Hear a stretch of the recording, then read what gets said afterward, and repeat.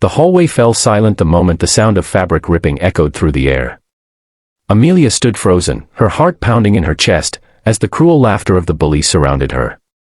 They had just torn her shirt at her locker, exposing her to the stares of everyone around. Her books scattered on the floor, and the sting of humiliation burned in her eyes. She had always been the quiet girl, the one who kept to herself, hoping that if she stayed invisible, she would be safe.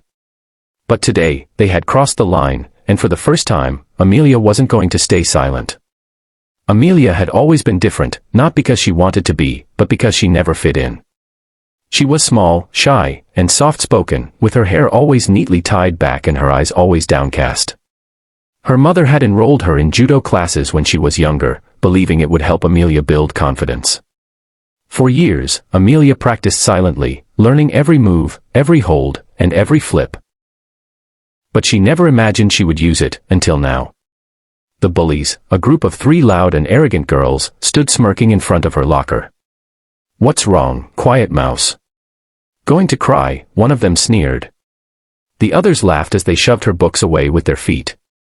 Something inside Amelia snapped, not in anger, but in strength she never knew she had. She slowly straightened up, her torn shirt hanging loosely, but her eyes, sharp and unflinching, locked onto theirs.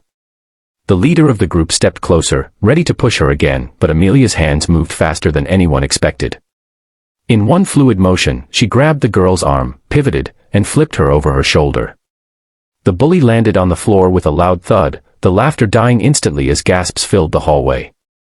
The other 2 froze, their smugness replaced with wide-eyed fear. "You want to try too?" Amelia said, her voice steady for the first time. One of the bullies lunged at her in panic, but Amelia sidestepped, hooked her leg, and sent her crashing down.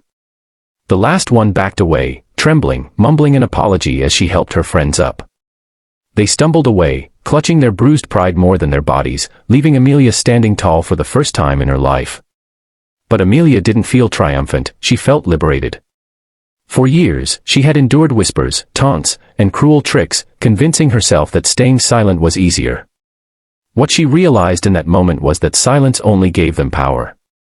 After that day, everything changed. Word spread quickly, and though some students still whispered, they no longer mocked her. Even teachers started noticing her confidence, and Amelia began to speak up more in class. But the bullies didn't escape consequences. When the school counselor learned what happened, they were made to apologize, attend anti-bullying sessions, and face disciplinary action. The most surprising change came when Amelia made her first real friend, a girl named Sophie who had always admired Amelia's quiet strength but never had the courage to speak to her. Together, they found comfort in their shared struggles, and Amelia learned that real courage wasn't about fighting, it was about standing up for yourself and for others when it mattered most. In the end, Amelia became an example of quiet strength, showing everyone that kindness and confidence could coexist with power.